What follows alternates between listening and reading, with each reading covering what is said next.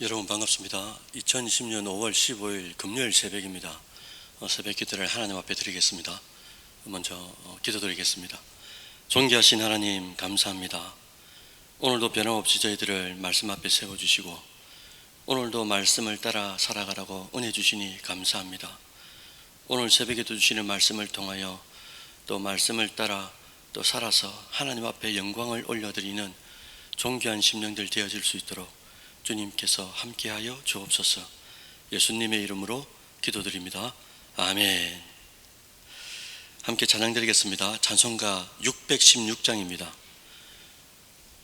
한 절밖에 없어서 두 번 연이어 드리겠습니다.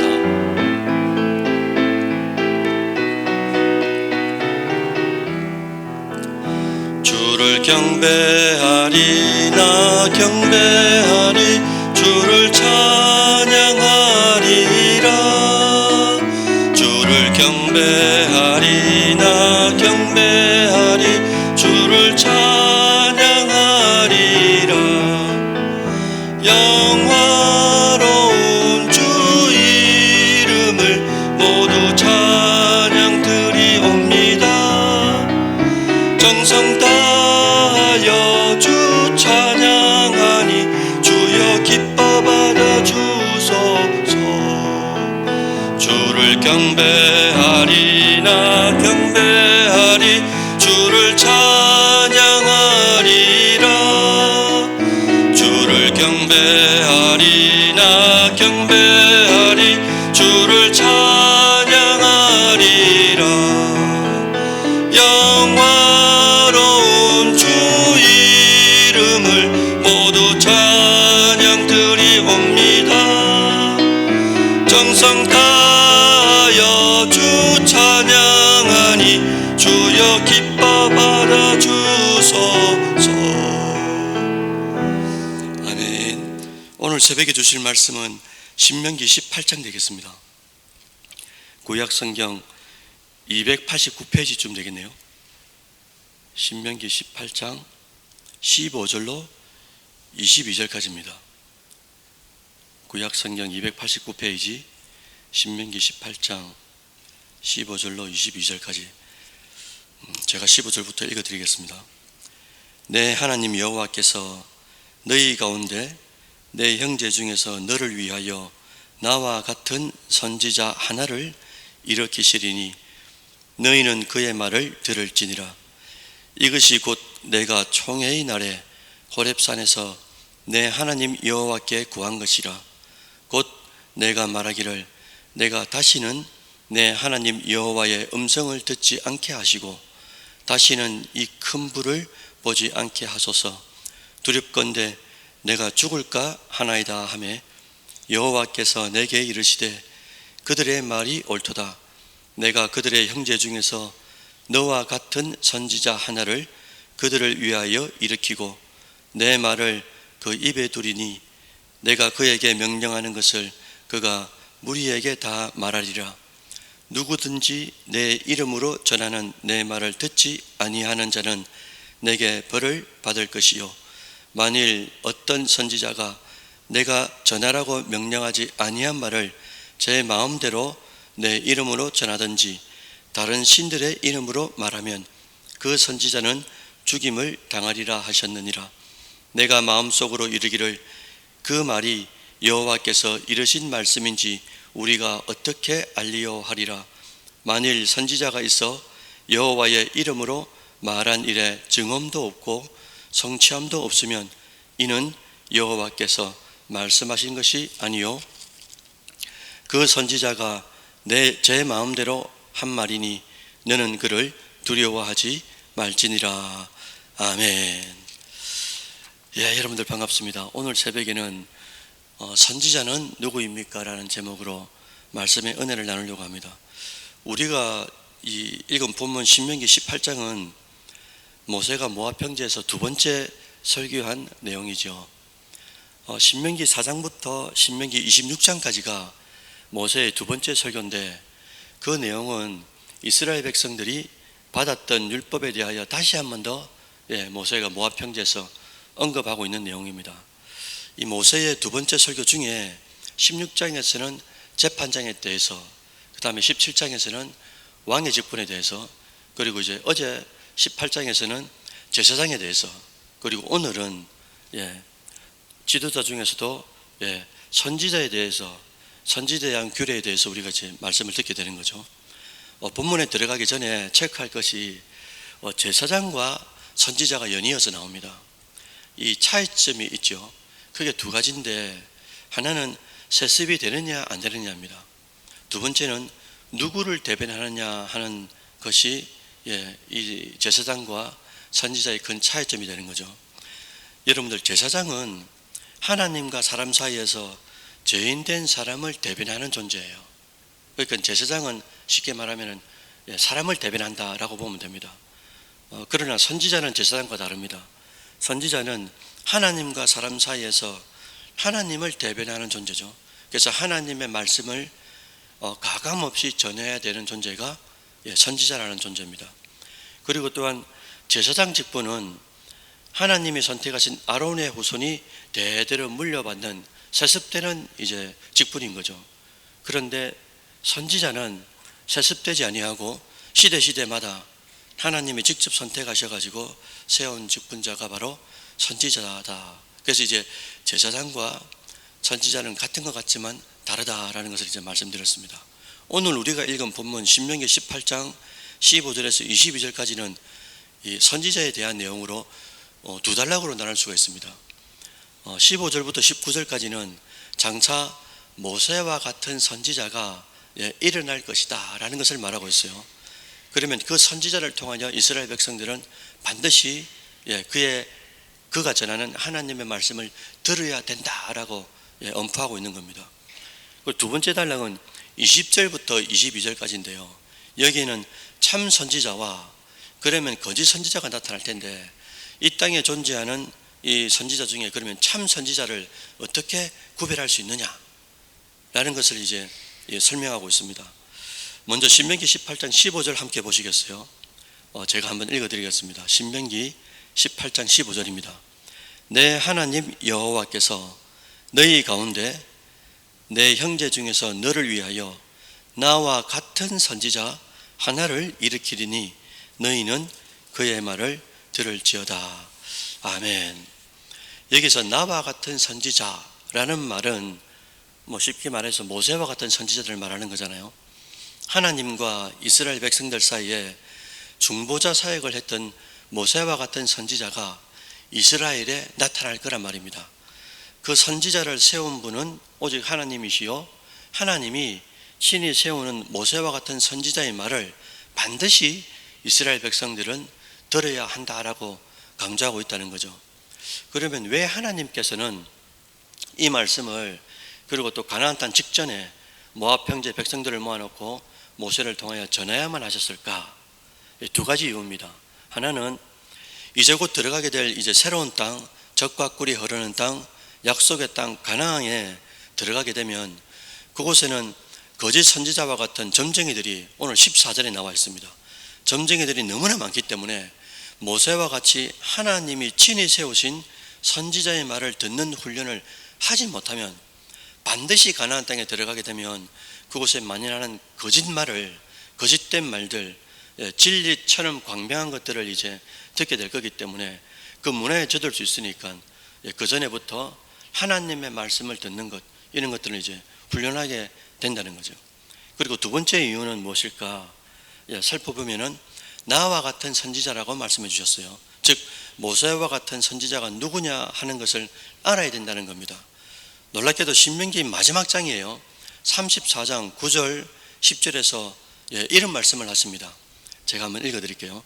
9절 보면은 모세가 눈의 아들 여호수아에게 안수하였으므로 그에게 지혜의 영이 충만하니 이스라엘 자손이 여호와께서 모세에게 명령하신 대로 여호수아의 말을 순종하였더라.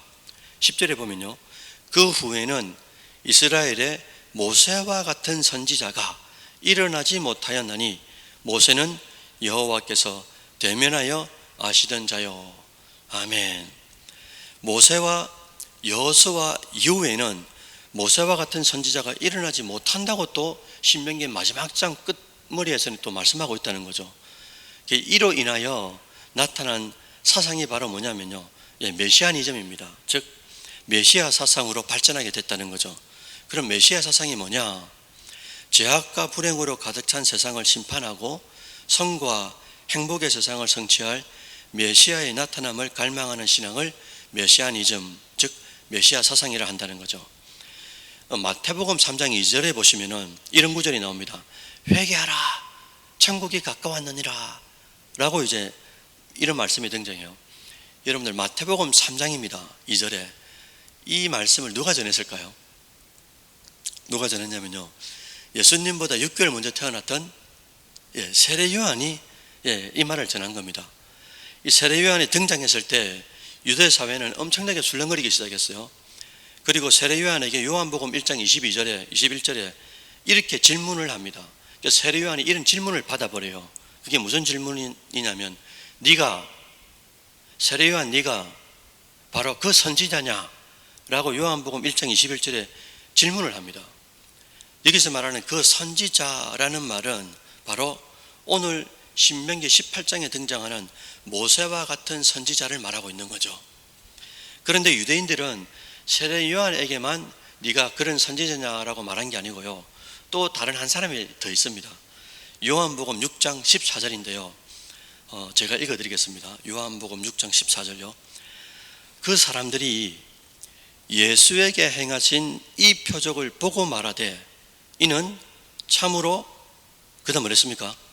세상에 오실 그 선지자라 하더라, 이렇게 이제 되어 있다는 거예요. 사랑하는 온천 제일교회 가족 여러분들, 결국 모세와 같은 선지자는 누구냐? 누구를 말하는 겁니까? 당연히 예수님을 말하는 거죠. 하나님은 이스라엘 백성들에게 말해야 했어요.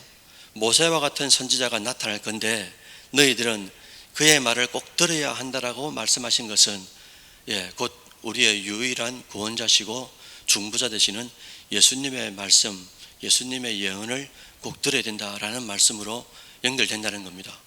오늘 본문은 제가 초대에 말씀드렸습니다. 두 부분으로 단락이 나뉜다고 말씀드렸어요. 15절부터 19절까지는 장차 모세와 같은 선지자, 나와 같은 선지자가 일어나서 말씀을 전하게 될 텐데, 그때 전해지는 하나님의 말씀을 이스라엘 백성들을 들어야 된다라고 강조해 주셨고, 두 번째 단락은 20절부터 22절까지인데요 참 선지자와 거짓 선지자가 존재한다. 그런데 참 선지자인지 제가 말하는 저 사람이 거짓 선지자인지 어떻게 분별할 수 있느냐라는 것을 또 친히 설명해 주세요. 먼저 거짓 선지자의 특징을 두 가지로 20절에서 요약하고 있습니다.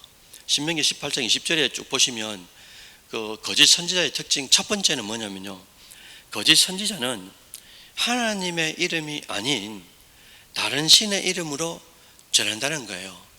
사실 이것은 분별하기가 어렵지 않습니다. 왜? 전하는 자가 하나님의 이름을 이야기하지 않고 다른 신을 이야기하니까 저거는 하나님의 말씀이 아니구나 라고 단번에 우리가 알 수 있죠. 문제는 이제 두 번째 케이스인데요, 두 번째는 하나님의 말씀이 아닌 걸, 하나님의 말씀이 원래는 아니에요. 그런데 전하는 자가 하나님의 이름으로 전하는 경우가 거짓 선지자인 말이다 라는 겁니다. 그래서 모세는 연이어서 21절에 신명기 18장 오늘 보면 21절에는 그럼 우리가 어떻게 하나님의 말씀인지 알 수 있느냐라고 묻고 22절에 그 해답을 전해줍니다. 22절 마지막 제가 읽어드릴게요. 만일 선지자가 있어 여호와의 이름으로 말한 일에 증언도 없고 성취함도 없으면 이는 여호와께서 말씀하신 것이 아니요 그 선지자가 제 마음대로 한 말이니 너는 그를 두려워하지 말지니라. 아멘. 한마디로 분별하는 방법이라는 것은 뭐냐? 참 선지자인지 거짓 선지자인지 어떻게 분별하느냐? 그게 신약으로 딱 넘으면요, 마태복음 7장 20절에 이렇게 말씀하십니다. 그를 그의 열매로 알 수 있다라고 말씀해 주세요. 그러니까 그게 무슨 나무인지, 사과나무인지 딸기나무인지를 우리가 어떻게 안단 말입니까? 그 열매를 보고 알 수 있다는 것과 마찬가지로 하나님의 예언이 아니면 그 예언은 가짜 선지자의, 거짓 선지자의 그 거짓말은 성취가 되지 않는다는 거죠. 그러나 하나님의 말씀이면 그 열매가 있다는 것으로 분별할 수 있다는 겁니다. 사랑하는 성도 여러분들, 오늘 새벽에는 이스라엘 지도자 중에 왕 제사장 마지막으로 선지자 직분에 대하여 말씀을 드렸습니다. 지금 같은 이 시대지 말에 가장 필요한 능력 중에 하나가 바로 여러분들 분별 아니겠습니까? 식별하는 거죠. 구별하는 거죠. 그런데 이 세상을 예수님께서 어떻게 두셨냐면요, 가라지와 알곡이 섞여 있도록 하셨어요. 그리고 참과 거짓이 섞여 있는 그런 시대에 우리가 살아가고 있습니다. 그런 시대를 살아가는 우리는 특히나 더 가져야 될 은사, 능력, 그런 것이 뭘까? 바로 하나님 것을 하나님 것으로, 하나님의 사람을 하나님의 사람으로 분별할 수 있는 그런 분별력이 아니겠냐는 거죠. 그래서 우리는 더욱 참된 것을 분별하고 참된 것에 순종하여 참된 하나님께 영광을 올려드리는 우리 모두가 되어야 된다라는 겁니다. 그렇게 되기 위해서 더욱 분별의 기준인 우리 스스로가 해야 될 문제는, 우리 스스로가 해야 될 숙제들은 말씀을 가까이 해야 되는 거죠. 왜냐? 하나님께서 우리에게 분별력 할 수 있도록 주신 게 성경 말씀 아니겠습니까? 가장 기준이 되는 거죠. 스탠다드가. 그러니까 성경 말씀을 가장 가까이 하시고, 그리고 오늘도 우리가 하루를 살아가다 보면은 2020년도 5월 15일 우리 생에 다시 한번 없는 이 하루를 살아갈 때 일마다 때마다 일마다 예수를 믿는 자에게 주신 또 다른 보혜사라고 있잖아요. 성령님이 우리 안에 내주하세요. 그러니까 일마다 때마다 주의 성령께서 우리 안에서 계속 이렇게 노크를 하시잖아요. 그러니까 성령께서 주시는 세미한 감동 감화, 이 음성에 우리가 좀 이제 민첩하게 순종하고 그리고 또 기쁨으로 순종하는 그런 권속들이 되면은 하나님께서 얼마나 기뻐하실까, 그런 생각을 하게 됩니다. 아무쪼록 여러분들, 하나님이 세우신 선지자는 있다. 그가 누구냐? 바로 예수 그리스도다. 그가 모세와 같은 선지자, 나와 같은 선지자가 될 뿐만 아니라 지금은 우리 각자가 하나님의 말씀을 맡은 자가 됐잖아요. 하나님의 말씀을 먹은 자가 되었죠. 하나님의 말씀을 알고 있는 자가 되었어요. 우리도 삶의 터전 가운데서 하나님의 말씀을 맡은 자, 다른 말로 하면은 선지자가 되었으니까 하나님의 뜻대로 순종할 수 있는 그런 귀한 여러분들의 삶이 되시기를 주의 이름으로 축원드립니다. 아멘. 이 시간 함께 기도했으면 좋겠어요. 기도할 때 먼저 이제 오늘 주신 말씀을 생각하시면서 함께 기도했으면 좋겠습니다. 모세와 같은 선지자, 다른 말로 하면 예수 그리스도께서 전하시는 그 말씀을 우리는 반드시 들어야 된다. 뿐만 아니라 우리도 하나님의 말씀을 받은 자가 되었잖아요. 그래서 말씀에 또 순종을 통해서 또 분별력이 있고 능력 있는 성도로 살아갈 수 있도록 주님께서 오늘 하루도 주신 이 선물 앞에 최선을 다하는 우리가 될 수 있도록 기도해 주시고요. 그리고 잠시 동안 또 확산되고 있는 이 코로나 사태를 하나님 진정시켜 주시기를 바랍니다. 그리고 교회가 더욱 진리 위에 굳게 설 수 있도록 주님께서 붙잡아 주시고, 특히나 우리 교회를 붙드시고 곧 다가올 광야 생활 가운데 성숙과 성장의 기간이 되게 해주시고, 또 재건축 가운데서도 주님의 선한 손길 주셔서 교회가 더욱더 아름답게 세워질 수 있도록 주님 함께 해주시고, 또 교회 내에 주일학교 예배 재개가 되어야 됩니다. 또 예배가 재개되어서 또 아이들과 청소년들 또 하나님 말씀 앞에 잘 세워지게 하시고, 특히나 우리 젊은이들이 많이 있습니다. 청년들의 직장과 또 앞으로의 만남과 미래를 위해서 여러분들 오늘 새벽에 또 기도해 주셨으면 좋겠고, 그리고 연약한 분들이 교회 안에 많이 계시죠. 암과 또 전식과 여러 질병 때문에 또 불면증 때문에 또 하나님 앞에 간구하고 있는 회복을 필요로 하는 성도들 많습니다. 하나님 불쌍히 여겨주시고 회복을 경험케 해달라고 기도해 주시고, 마지막으로 담임 목사님 목양 가운데 날마다 세임 주시고 성령으로 충만케 하시고 또 영육간에 강건케 하셔서 귀한 목자로 앞으로도 계속 쓰임받을 수 있도록 주님 붙잡아 달라고 기도해 주시고 또 자유롭게 기도하시면서 마무리하시면 되겠습니다. 다 같이 주여 한번 외치면서 기도하시면서 마무리하도록 하겠습니다. 주여, 살아계신 하나님 아버지 감사합니다. 오늘 새벽도 신명기 18장을 통하여 선지자가 어떤 존재인지 또한 어떤 일을 해야 되는지 그리고 모세와 같은 선지자가 누구인지 그리고 나는 어떻게 오늘 하루를 살아가야 되는지 다시 한 번 더 말씀을 통하여 듣게 되었습니다.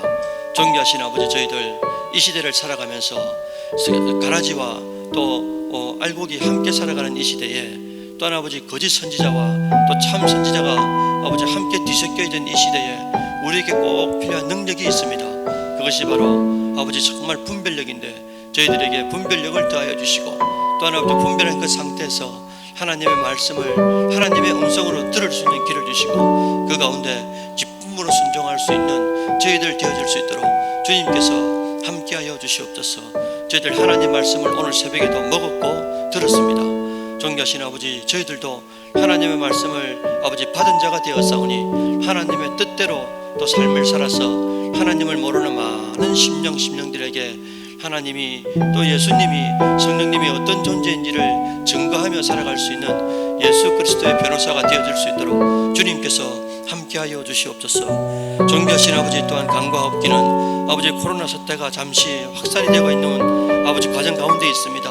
하나님께서 진정시켜 주시고 또한 아버지 이 나라에 세우신 5만이 넘는 교회를 붙들어 주셔서 아버지 그 붙드심 가운데 더욱더 어려움이 있는 교회가 아니라 이번 사태를 통하여 더욱더 뿌리 깊이 내리는 든든하게 세워지는 교회들이 되어질 수 있도록 주님께서 함께하여 주시고 특히나 온천제일교회 우리 교회를 붙드시고 또한 아버지 다가올 광야생활 가운데서도 아버지 또 건물도 잘 세워지게 하실 뿐만 아니라 각각의 심령들의 신앙도 또한 아버지 잘 재건축이 되게 하여 주셔서 또한 하나님께서 가나안 땅에 새로운 백성들이 새 땅으로 들어가서 하나님의 영광을 바라보듯이 저희들도 아버지 건축된 그 교회에서 새롭게 아버지 된 우리 심령들 성숙하고 성장한 심령들이 하나님 앞에 더욱더 헌신하고 봉사하는 저희들이 되어질 수 있도록 주님께서 함께하여 주시옵소서. 특별히 또 주일학교 또 예배가 재개되어야 되겠습니다. 하나님 또 청소년들도 또 그들의 진학과 여러 가지 미래도 붙잡아 주시고 특별히 또한 청년들의 또한 아버지 앞날도 하나님 주권에 있사오니 하나님께서 함께하여 주시고 또한 그들의 직장과 학업과 만남과 또한 아버지 미래도 주님께서 붙들어 인도하여 주시옵소서. 또한 교회 내에 연약한 분들 많이 계신데 연약한 분들도 하나님 앞에 아주 붙들게 하시고 하나님께서 치료의 광선을 바르셔서 각자에게 주시는 큰 은혜로 회복되게 하시고 그것을 온 성도들이 함께 기뻐할 수 있도록 주님 붙잡아 주시옵소서. 존귀하신 아버지 담임 목사님을 붙잡아 주셔야 됩니다. 영육간에 강건케 하시고 걸음걸음 닿는 곳마다 기도하시는 제목들마다 선한 열매 맺게 하시고 또한 성령으로 충만케 하시고 또한 아버지 하나님께서 주시는 힘의 음성에 순종케 하여 주셔서 행복한 목회 또한 아버지 또 건강한 목양이 되어질 수 있도록 주님께서